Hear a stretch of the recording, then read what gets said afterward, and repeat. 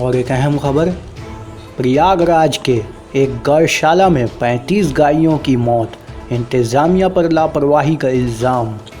उत्तर प्रदेश में योगराज में इंतज़ामिया की बड़ी लापरवाही सामने आई है।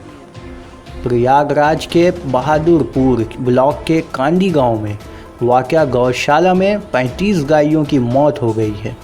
गौशाला में ना तो शीड है और ना ही कोई साफ़ सफाई का इंतज़ाम। गौशाला में पानी निकलने के भी इंतज़ाम नहीं है। खबरों के मुताबिक ज़बरदस्त बारिश के बाद गौशाला में पानी जमा हो गया था। गायें कीचड़ में फंस गई थी।